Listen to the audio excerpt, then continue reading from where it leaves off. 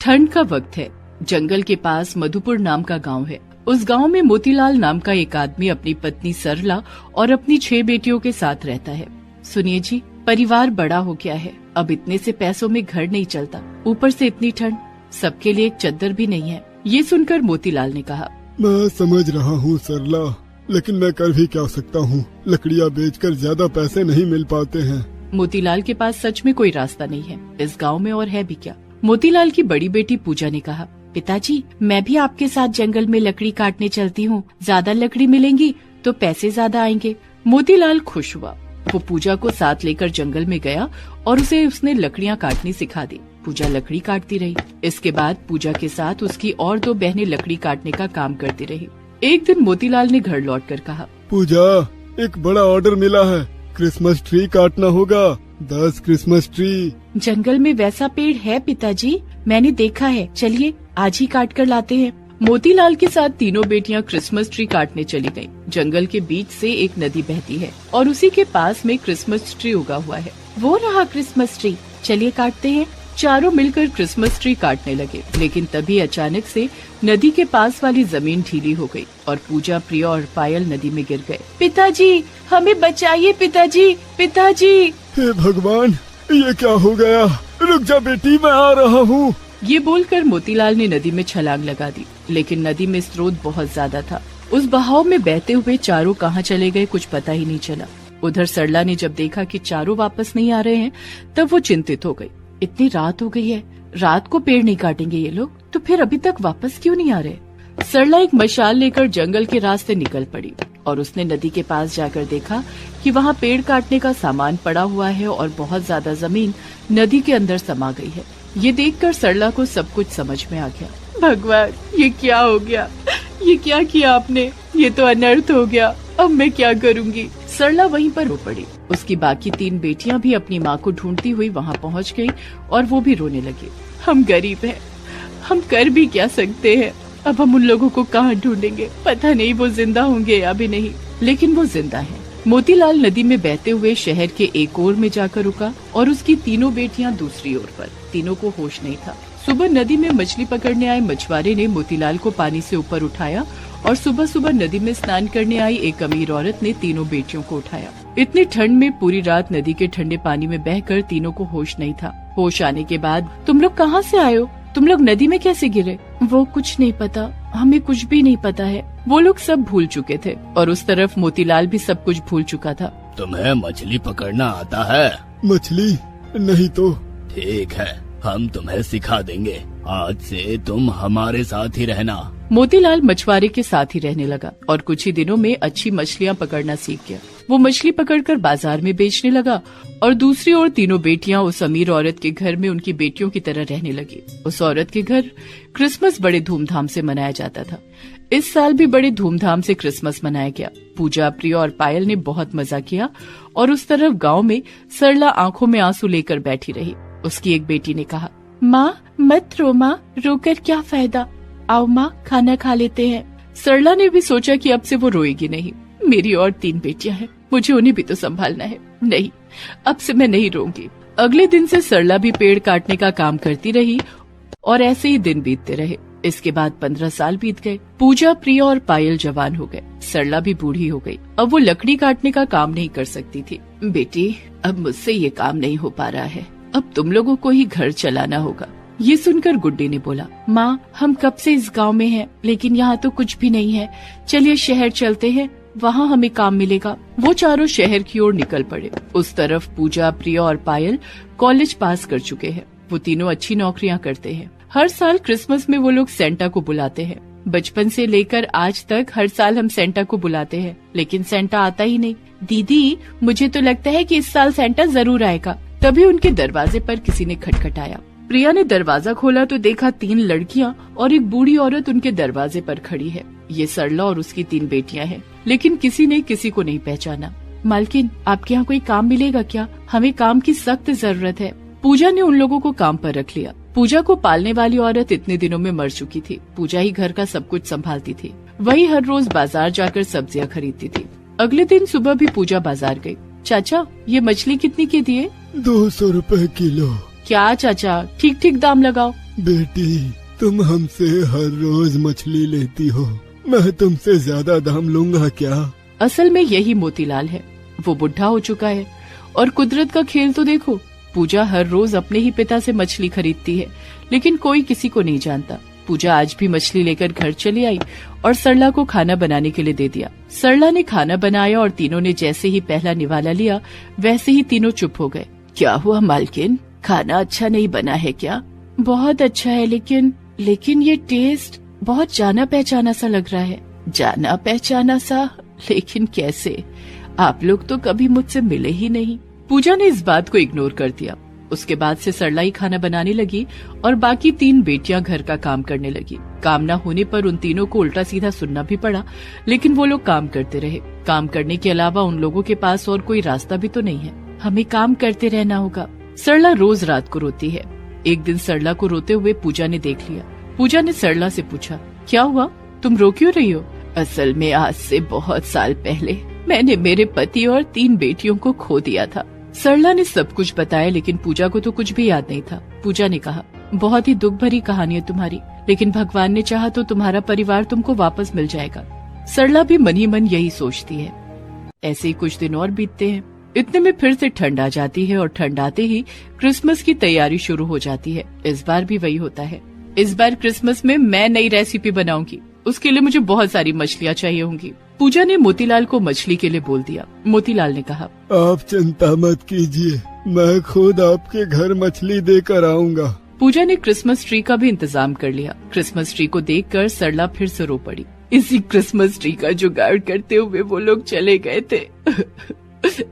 रो मत, क्या पता इसी क्रिसमस ट्री की वजह से ही वो लोग फिर से मिल जाएं। इतने में घर के बाहर मोतीलाल मछलियाँ लेकर आ गया और पूजा ने उसे भी घर के अंदर बुला लिया। इसके बाद क्रिसमस ट्री के सामने सभी सेंटा से गिफ्ट मांगने लगे। सेंटा, हमारे परिवार को फिर से मिला दो। ये कहते ही एक चमत्कार हो गया। वहाँ सेंटा प्रकट हो गया। मैं आ गया हूँ। सभी चौंक गए। सेंटा खुद आया है इस साल। गुड्डी, तुम्हारा पूरा परिवार तुम्हारे सामने है, इस घर के अंदर। मतलब यही है तुम्हारा परिवार। क्या उल्टी सीधी बातें कर रहे हो सेंटा? मैं ठीक ही कह रहा हूँ। ये बोलकर सेंटा ने अपनी जादुई शक्ति का प्रयोग करके पूजा, प्रिया, पायल और मोतीलाल की याददाश्त वापस ला दी। उन लोगों को सब कुछ याद आ गया। माँ, पिताजी, तुम लोग यही थे, मगर हम तुम्हें नहीं पहचान पाए। सरला, तुम? सभी ने सभी को गले लगा लिया और सेंटा हंसते हुए वहाँ से गायब हो गया। सेंटा का काम खुशियाँ बांटना ही है और आज उसने एक परिवार को मिलाकर उन लोगों में खुशियों की बारिश कर दी। आप सभी को मैरी क्रिसमस। एक बार की बात है, किसी गांव में रोजी नाम की एक लड़की रहती थी। रोजी का पति स्वभाव से बहुत अच्छा था, साथ ही वह रोजी का अच्छी तरह ध्यान रखता था। लेकिन दूसरी तरफ रोजी की सास और उसकी ननद बहुत ही बुरी थी। उन दोनों को रोजी फूटी आंख नहीं सुहाती थी। फिर कुछ समय बाद रोजी एक बच्चे को जन्म देती है। इस बात से रोजी और उसका पति दोनों बहुत खुश थे। लेकिन उसके ठीक 1 महीने बाद समुद्र में मछलियां पकड़ते समय तूफान की वजह से रोजी के पति की मौत हो जाती है। अचानक अपने पति की मौत से रोजी पूरी तरह टूट जाती है और हमेशा दुखी रहने लगती है। फिर एक दिन, माँ, मैं तो तुमसे पहले ही कहती थी कि ये रोजी 1 नंबर की मनहूस है। इसी की वजह से भैया की जान गई है। जितनी जल्दी हो सके इसे घर से बाहर निकाल दो, वरना इसकी वजह से हम सभी बर्बाद हो जाएंगे। तू ठीक कहती है बेटी, अब मैं इस मनहूस को एक पल भी इस घर में नहीं रहने दूंगी। उसके बाद दोनों माँ बेटी रोजी के कमरे में पहुंच जाती हैं और उसके बाल पकड़कर उसे घर से बाहर निकालने लगती हैं। नहीं नहीं, मुझे घर से बाहर मत निकालिए। मैं अपने छोटे बच्चे को लेकर कहाँ जाऊंगी? तू कहीं भी जाकर मर, हमें तुझसे कोई मतलब नहीं है। अब हम तुझे इस घर में बिल्कुल बर्दाश्त नहीं कर सकते। चल निकल यहाँ से। इस तरह दोनों माँ बेटी रोजी को धक्का देकर घर से बाहर भगा देती हैं। बेचारी रोजी रोती हुई वहाँ से चली जाती है। चलते चलते रोजी एक बड़ी हवेली के पास पहुँचती है। मैं इस हवेली में जाकर काम मांगती हूँ, शायद मुझे यहाँ नौकरानी का काम मिल जाए। उसके बाद मैं अच्छे से अपने बच्चे की परवरिश कर पाऊंगी। इतना कहकर रोजी हवेली के अंदर चली जाती है। तभी हवेली का मालिक हीरालाल उसे रोकते हुए कहता है, अरे कौन है तू, और इस तरह बिना इजाजत के अंदर आने की तेरी हिम्मत कैसे हुई? माफ करिए साहब, मैं हालात की मारी एक विधवा हूँ। मुझे काम की तलाश है, इसलिए मैं आपके यहाँ आई हूँ। अगर आप मुझे अपने यहाँ कोई छोटा मोटा काम दे देंगे तो आपकी बड़ी मेहरबानी होगी। देख, मैं तुझे काम तो दे सकता हूँ, लेकिन बदले में पैसे नहीं दूंगा। सिर्फ 2 वक्त का खाना दूंगा। अगर तुझे मंजूर है तो यहाँ काम कर, वरना चलती बन। रोजी के सामने कोई और रास्ता नहीं था, इसलिए वो हीरालाल की सारी शर्तें मान लेती है और उसके यहाँ नौकरानी का काम करने लगती है। फिर एक दिन रोजी बाजार से सब्जियां खरीदकर हवेली लौट रही थी कि तभी रास्ते में उसे रीटा नाम की एक लड़की मिलती है। सुनो, तुम उस हवेली में काम करती हो ना, जरा संभल कर रहना। वहां का मालिक हीरालाल एक बुरा आदमी है। तुम यहाँ नई आई हो, इसलिए उसके बारे में कुछ नहीं जानती। देखो, अपना ध्यान रखना। इतना कहकर रीटा वहां से चली जाती है। उस दिन से रोजी के दिल में थोड़ी घबराहट बैठ जाती है और वो हमेशा सजग रहने लगती है। लेकिन फिर एक रात अचानक रोजी को हवेली के पीछे वाले हिस्से से कुछ आवाजें सुनाई देती हैं। आवाज सुनकर रोजी हवेली के पीछे पहुंच जाती है। तभी वो देखती है कि हीरालाल एक आदमी को जान से मार रहा है। अरे बाप रे, ये हीरालाल तो बहुत ही जालिम है। तभी हीरालाल रोजी को देख लेता है। अरे नहीं, इस रोजी ने मुझे खून करते हुए देख लिया है, अब मुझे इसे भी मारना पड़ेगा। उसके बाद हीरालाल रोजी को पकड़कर उस पर चाकू से वार करने लगता है। देखते ही देखते रोजी की मौत हो जाती है। लेकिन तभी हवेली के पीछे वाले पेड़ से फल तोड़ती हुई रीटा ये सब देख लेती है। रीटा देखती है कि हीरालाल रोजी की लाश के पास खड़ा मुस्कुरा रहा है। ये देख रीटा को रोजी के बच्चे की चिंता होने लगती है। बेरहम हीरालाल ने रोजी की जान ले ली, कहीं ये उसके बच्चे को भी ना मार दे। मुझे रोजी के बच्चे को लेकर यहाँ से भागना होगा। उसके बाद रीटा चुपके से हवेली में दाखिल हो जाती है और रोजी के बच्चे को उठाकर वहाँ से भाग निकलती है। उधर हीरालाल रोजी और उस आदमी की लाश को जमीन में दफनाकर कुछ दिनों के लिए गांव से भाग जाता है। दूसरी तरफ मरने के बाद रोजी एक चुड़ैल बन जाती है और अपने बच्चे को ढूंढने लगती है। थोड़ी देर बाद वो रीटा के घर पहुंच जाती है। तभी उसे अपना बच्चा रीटा की गोद में दिखाई देता है। मेरे बच्चे की जान बचाने के लिए तुम्हारा बहुत बहुत शुक्रिया। अब तो मैं चुड़ैल बन गई हूँ, अपने बच्चे की परवरिश भी नहीं कर सकती। तुम फिक्र मत करो, आज से मैं तुम्हारे बच्चे की देखभाल करूंगी। अब मैं यहाँ इंसानों के बीच नहीं रह सकती, अब मुझे जंगल में जाकर रहना होगा। उसके बाद रोजी जंगल में चली जाती है। उस दिन के बाद से वो रोज दिन में चोरी छुपे गांव में आकर अपने बच्चे को देख जाया करती थी। इस तरह धीरे धीरे काफी समय बीत जाता है। फिर एक दिन रोजी अपने बच्चे से मिलने रीटा के घर जाती है, लेकिन उस वक्त रीटा दुखी होकर रो रही थी। क्या हुआ, तुम इस तरह दुखी होकर रो क्यों रही हो? क्या बताऊं, वो हीरालाल गांव में लौट आया है। मेरी तरह कई गांव वालों ने उससे कर्ज ले रखा था। हीरालाल ने हम सभी की जमीन जब्त कर ली और हमारे घर का सारा सामान उठा कर ले गया। कल क्रिसमस का त्योहार है, हमारे पास क्रिसमस मनाने के लिए बिल्कुल पैसे नहीं है, इसीलिए मेरी तरह बाकी गांव वाले भी दुखी होकर रो रहे हैं। तुम चिंता मत करो, इस बार का क्रिसमस सभी गांव वाले बड़ी धूमधाम से मनाएंगे। मैं सारा इंतजाम कर दूंगी। फिर अगले दिन रोजी जंगल में रहने वाले भूत और चुड़ैलों को लेकर गांव में आ जाती है और फिर वो सभी अपनी शक्तियों से पूरे गांव को सजा देते हैं। साथ ही गांव के चौराहे पर एक बहुत बड़ा क्रिसमस का पेड़ भी तैयार कर देते हैं। उसके बाद रोजी सभी गांव वालों में नए कपड़े बांटने लगती है। तभी वहाँ हीरालाल आ जाता है। अरे ये सब क्या है? मैंने तो इन गांव वालों को कंगाल बना दिया था, लेकिन ये लोग तो क्रिसमस का त्योहार बड़ी धूमधाम से मना रहे हैं। आखिर इनके पास इतने पैसे कहाँ से आए? तभी रोजी हीरालाल का गला पकड़ लेती है। हीरालाल, अच्छा हुआ तू मुझे मिल गया। मैं इतने दिनों से तुझसे बदला लेने के लिए तड़प रही थी। अरे नहीं, मुझे माफ कर दे, मुझसे गलती हो गई। देख, मैं तुझसे वादा करता हूँ, मैं जिंदगी में दोबारा कभी कोई बुरा काम नहीं करूँगा। तेरे जैसे धोखेबाज का भरोसा नहीं किया जा सकता, इसलिए अब मैं तुझे जान से मार कर अपना बदला पूरा करूंगी। साथ ही इन गाँव वालों को भी तेरे अत्याचारों से मुक्ति मिलेगी। उसके बाद रोजी हीरालाल के गले में रस्सी बांधकर उसे पेड़ से लटका देती है और देखते ही देखते हीरालाल की मौत हो जाती है। फिर सभी गांव वाले रोजी के साथ आए भूत चुड़ैलों के साथ मिलकर क्रिसमस का त्योहार मनाने लगते हैं। फिर थोड़ी देर के बाद कुछ चुड़ैल उड़ती हुई आसमान में पहुंच जाती है और वहां से ढेर सारे सोने के सिक्के गिराने लगती है। तुम सभी गांव वालों के लिए हमारी तरफ से ये क्रिसमस का तोहफा है। ये देख सभी गांव वाले बहुत खुश होते हैं और जल्दी जल्दी सोने के सिक्के उठाने लगते हैं। हम गरीब लोगों की मदद करने के लिए तुम्हारा और तुम्हारी चुड़ैल सहेलियों का बहुत बहुत शुक्रिया रोजी। ऐसा क्रिसमस हमने आज तक कभी नहीं मनाया।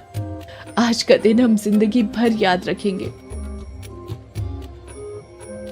उस दिन के बाद से गांव वालों की जिंदगी में कभी कोई परेशानी नहीं आती और वे सभी हंसी खुशी अपनी जिंदगी जीने लगते हैं। इस तरह कई साल बीत जाते हैं। दूसरी तरफ रीटा रोजी के बेटे को पढ़ा लिखा कर एक कामयाब इंसान बना देती है।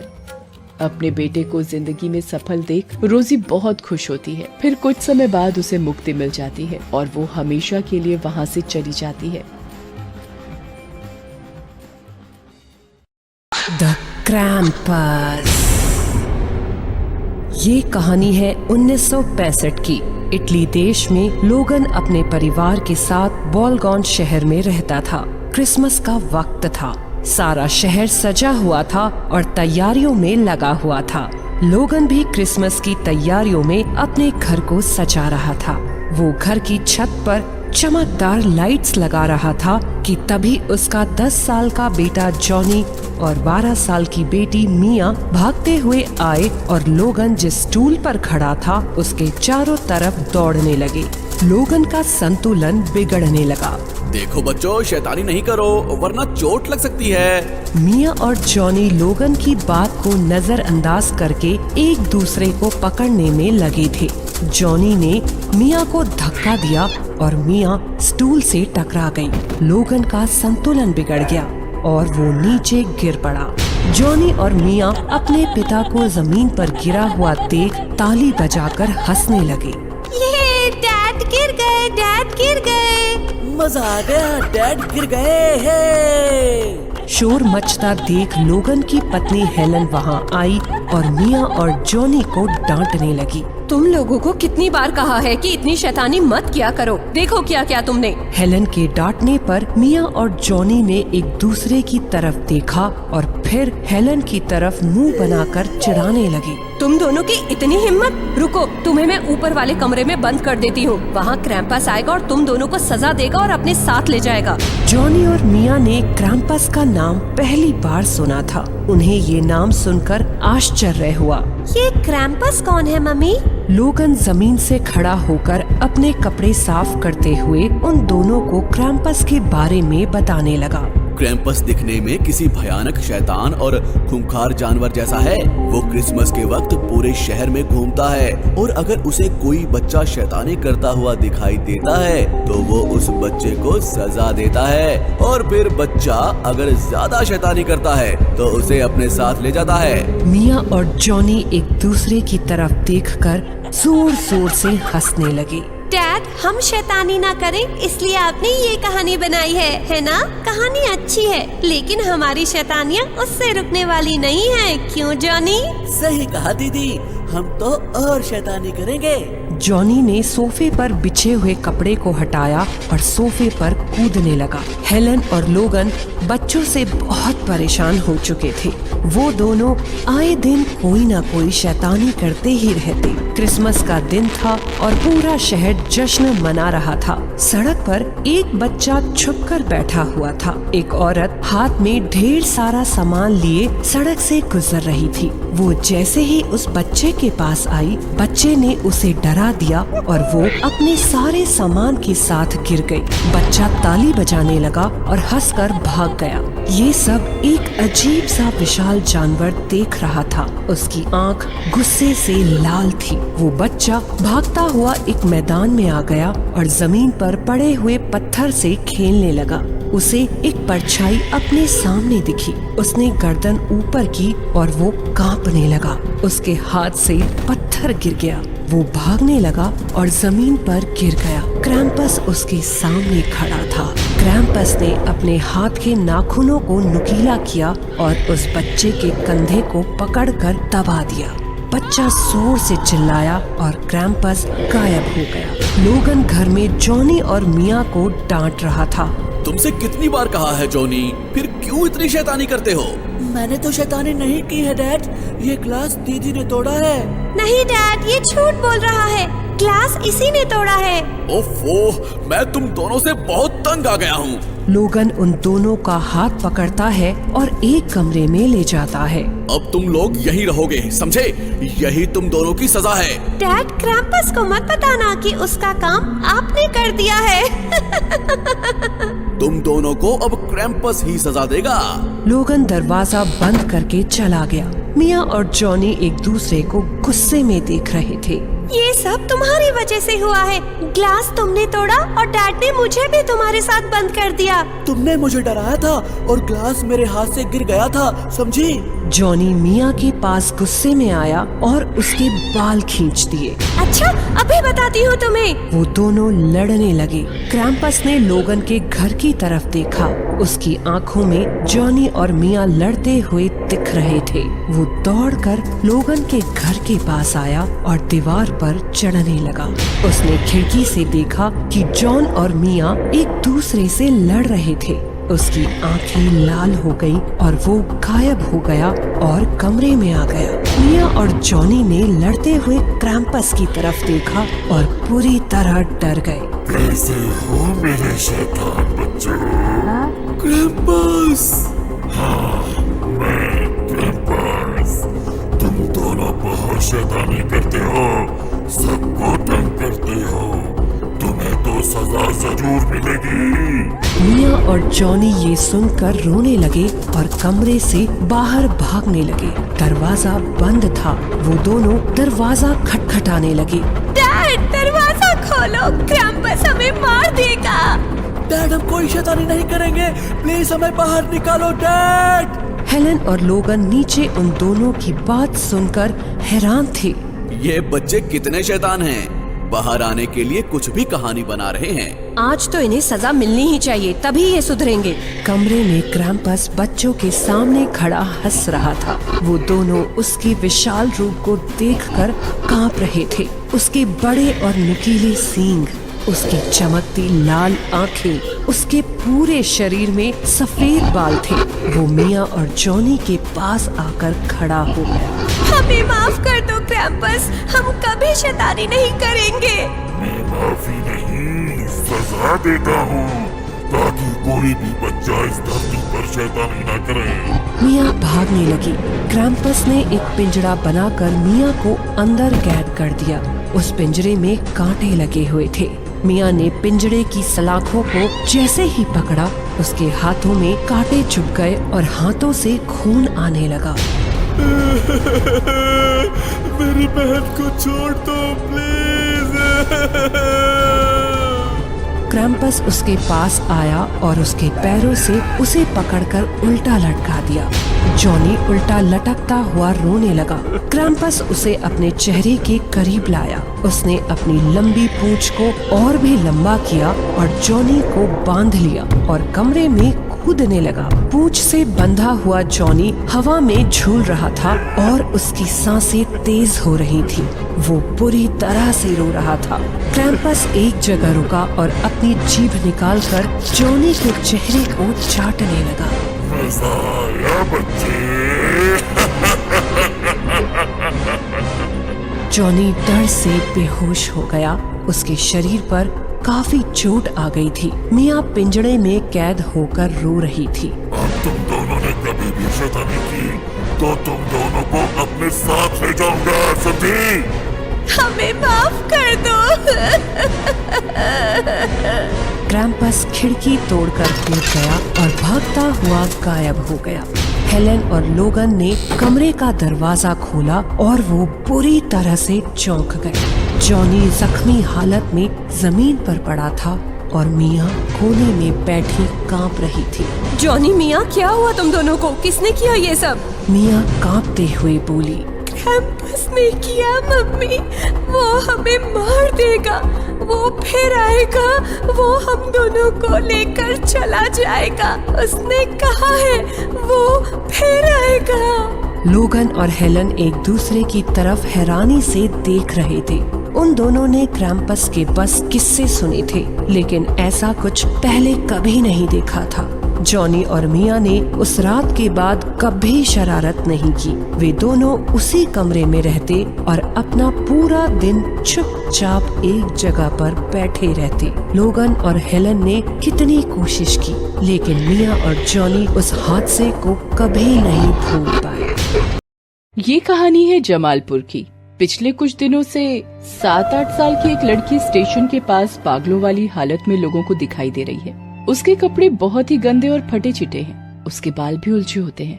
पता नहीं उसने कितने दिनों से नहाया भी नहीं है, इसलिए मैल की एक मोटी परत उसके चेहरे से लेकर पूरे शरीर पर जमी हुई है। उसके शरीर से बदबू भी आती है। वो कभी चुपचाप लेटी रहती तो कभी लोगों से हाथ के इशारे से भीख मांगती। उधर से गुजरने वाले दया करके 1-2 रुपए उसे दे देते। वो उन पैसों को बहुत देर तक घूरती है, फिर खिलखिलाकर हंसने लगती है।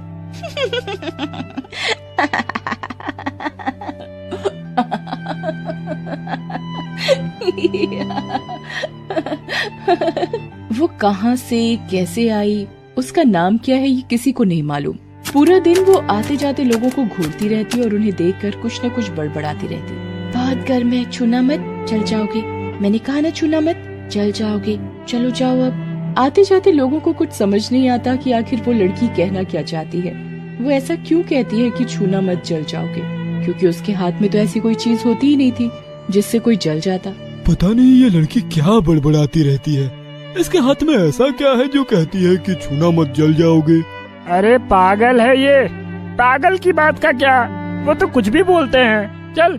वो बेचारी वैसे तो चुपचाप बैठी रहती, लेकिन कभी उसे भूख लगती तो वो पास के छोले चावल की दुकान पर चली जाती। छोले चावल वाला कभी उस पर दया करके उसे कुछ खाने को दे देता। एक दिन वो इसी आस में उसके पास गई। उस समय उसकी दुकान पर कुछ ग्राहक थे। और कितनी देर लगेगी भाई, जल्दी से छोले चावल 1 प्लेट लगा दो, पेट में चूहे कबड्डी खेल रहे हैं यार। बस साहब, आपकी ही प्लेट लगा रहा हूँ। दुकानदार ने ग्राहक को प्लेट दिया और उसने खाना शुरू कर दिया। तभी वो लड़की वहाँ गई। उसने दुकानदार से कुछ कहा नहीं, बस उसकी ओर देखने लगी। तभी ग्राहक की नजर उस पर पड़ी तो वो उस पर भड़क गया।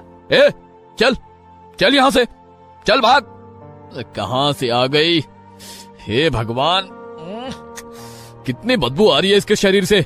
मुझसे तो अब खाना ही नहीं खाया जाएगा। ये कहकर वो ग्राहक अपनी प्लेट का खाना फेंक देता है और वहाँ से चला जाता है। उसके खाना फेंकते ही वो लड़की खाना उठाकर खाने लगती है।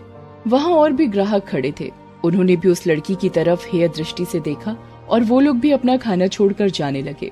दुकानदार ने जब ये देखा कि उस पगली लड़की के कारण उसकी दुकानदारी पर असर पड़ रहा है तो वो भी उस पर चिढ़ गया। ए पगली, चल भाग यहाँ से। मैं तुझ पर तरस खाकर तुझे खाने को दे दिया करता था, लेकिन तुम तो मेरा ही दिवाला निकाल दोगी। चल भाग यहाँ से, हट। उस दुकानदार ने उस लड़की को जैसे किसी आवारा जानवर को भगाते हैं वैसे ही अपनी दुकान से भगा दिया। धीरे धीरे लोग उसे पगली बुलाने लगे और लोग न सिर्फ उसे पगली बुलाते बल्कि कुछ बदमाश लोग उसे पगली पगली बोलकर तंग भी किया करते थे। ए पगली, पगली पगली पगली पगली। पहले तो वो बेचारी कुछ नहीं कहती थी, लेकिन इन दिनों जब कोई उसे चिढ़ाता तो वो हाथ में पत्थर उठा लेती और चिढ़ाने वाले को पत्थर उठाकर डराती। एक दिन इसी तरह कुछ लोग उसे पगली पगली कहकर चिढ़ा रहे थे। तभी उस लड़की ने सामने पड़ा पत्थर हाथ में उठा लिया और अपनी आंखें बड़ी बड़ी करके वो उन बदमाश राहगीरों को घूरने लगी। अबे क्यों छेड़ दिया तूने इसे? देख, इसने हमें मारने के लिए पत्थर उठा लिया है। अबे जल्दी भाग यहाँ से। इस पगली का क्या भरोसा, कहीं हमें खींचकर पत्थर मार दिया तो मुफ्त का अस्पताल का चक्कर लग जाएगा।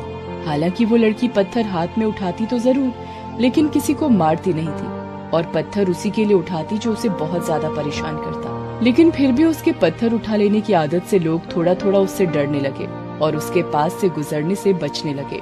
अरे दिमाग खराब है क्या तुम्हारा? मैं तो उस तरफ से नहीं जाऊंगा। तुम्हें पता नहीं, वहाँ एक पगली बैठती है जो लोगों को पत्थर से मारती है। हालांकि उस लड़की ने कभी किसी को पत्थर से नहीं मारा था, लेकिन फिर सभी जगह ये बात फैल गई कि वो पत्थर से लोगों को मारती है।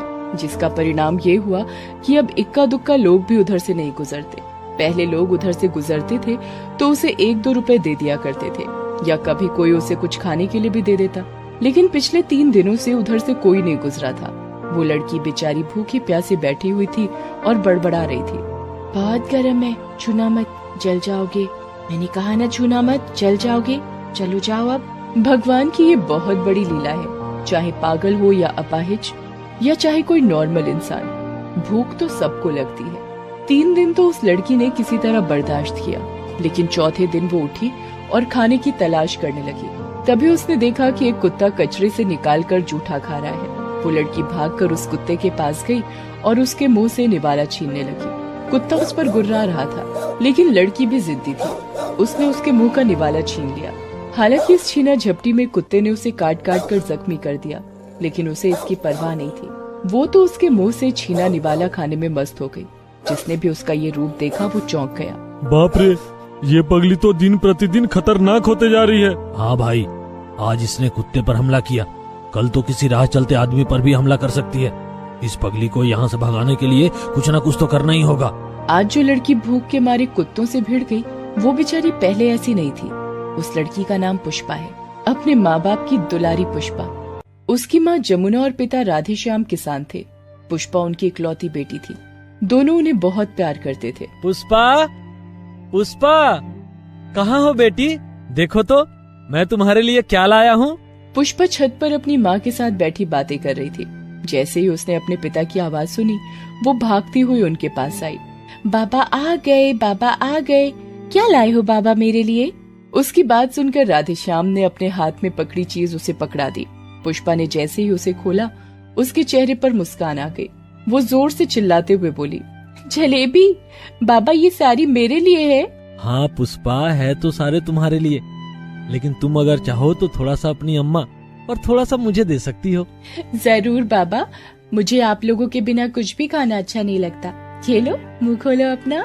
लेकिन अपने बाबा और माँ के नाजों में पल रही पुष्पा को पता नहीं था कि आने वाले वक्त में उसके साथ कितना कुछ घटने वाला है। एक दिन राधेश्याम और उसकी पत्नी जमुना खेतों में काम कर रहे थे। बारिश का समय था, धान की फसल की बुआई का समय था। वे दोनों बारिश में भी काम पर लगे हुए थे। अचानक जोरों की बिजली कड़की और उन दोनों पर आ गिरी। पल में ही सब खत्म हो गया। दोनों के दोनों ने वहीं दम तोड़ दिया। पुष्पा उस समय स्कूल में थी। जब वो घर आई तो उसके माँ और बाबा सफेद कपड़ों में लिपटे हुए थे। माँ, बाबा, बाबा, अरे ऐसे भी कोई सोता है क्या? उठो ना, मुझे भूख लगी है बाबा। आज मेरे लिए जलेबी नहीं लाए हो क्या? कहीं आप दोनों ने अकेले अकेले तो जलेबी नहीं खा ली? मौत की क्रूरता से अनजान पुष्पा को पता नहीं था कि अब सब खत्म हो गया है। वो अनाथ हो गई है। पुष्पा के माता पिता की मौत के बाद कहने को तो समाज के सामने उसकी सगी चाची जो शहर में रहती थी, उसने उसके देखभाल की जिम्मेदारी ले ली। लेकिन वो बहुत ही क्रूर औरत थी। वो पुष्पा को बिल्कुल पसंद नहीं करती थी। वो उसे हमेशा मारती पीटती, जानवरों से भी अधिक बुरा व्यवहार उसके साथ करती। एक दिन जब पुष्पा सुबह सुबह सो रही थी तो उसकी चाची गुस्से में उसके पास गई और उस पर ठंडा पानी डाल दिया। वो बेचारी ठंड के मारे कांपने लगी। मुफ्तखोर, सारा दिन सोई रहेगी तो काम क्या तेरा मरा बाप आकर करेगा या तेरी मरी माँ, जिसने तेरे जैसे जंजाल को मेरे सिर पर थोप दिया? चाची, वो रात से बहुत बुखार है, सिर में भी दर्द है, इसीलिए आज देर तक सोई रह गई। अभी तो सिर्फ ठंडा पानी डाला है। अगर घर का काम शुरू नहीं किया तो फ्रिज का ठंडा पानी लाकर तुम्हारे सिर पर डाल दूंगी। पुष्पा बेचारी क्या करती? अपनी क्रूर चाची के डर से बुखार में भी काम करने लगी, लेकिन काम करते करते बेहोश हो गई। लेकिन इस बात का उसकी चाची पर कोई प्रभाव नहीं पड़ा। धीरे धीरे उसकी चाची का अत्याचार बढ़ता गया। वो पुष्पा को बिना किसी कारण क्रूर से क्रूर सजा दे दी। एक दिन तो उसकी चाची ने हद कर दिया। 2 दिन की भूखी प्यासी पुष्पा ने उनसे बिना पूछे एक बासी रोटी क्या खा ली, वो आग बबूला हो गई। इस चुड़ैल की इतनी हिम्मत, इसने मुझसे पूछे बिना रोटी खा ली, अभी इसे बताती हूँ। उसकी चाची ने गरम आयरन से उसका हाथ सटा दिया। बेचारी पुष्पा का पूरा हाथ जल गया। वो चिल्लाते हुए बेहोश हो गई और जब वो उठी तो वो एक ही बात रट रही थी, बहुत गर्म है, छूना मत, जल जाओगे। मैंने कहा ना छूना मत, जल जाओगे। चलो जाओ अब, जाओ। पुष्पा के दिमाग पर अपनी चाची के अत्याचारों का बहुत गहरा प्रभाव पड़ा। वो पागल हो गई। जब वो बेचारी अच्छी भली थी तब तो वो अपनी चाची पर बोझ थी, और अब तो उसका दिमाग खराब हो गया था। और ऐसी लड़की को उसकी चाची अपने घर में कैसे रखती? इस पगली को ठिकाने लगाना ही होगा, नहीं तो धीरे धीरे ये मुसीबत बढ़ती जाएगी। एक दिन उसकी चाची सुनसान रात में पुष्पा को जमालपुर स्टेशन पर छोड़ी। तब से बेचारी ऐसे ही भटकती है। लेकिन वो कहते हैं ना कि बुरा करने वाले के साथ भी बुरा होता है। एक दिन उसकी चाची को घर में काम करते हुए करंट लग गया और वो मर गई। बहरहाल कुत्तों से भिड़ंत के बाद अगली सुबह जमालपुर स्टेशन के बाहर एक एम्बुलेंस की आवाज से सबके दिन की शुरुआत हुई। हाँ भाई, सच कह रहा हूँ, वो पगली मर गई। अच्छा ही हुआ, सबको तंग कर रखा था उसने, लेकिन वो मरी कैसे? असल में 4 दिन की भूखी पुष्पा और कुत्ते के बुरी तरह से उसे जख्मी कर दिए जाने के कारण उसकी मौत हो गई। और मौत के पीछे पुष्पा एक सवाल छोड़कर गई कि आखिर उसकी मौत का जिम्मेदार कौन?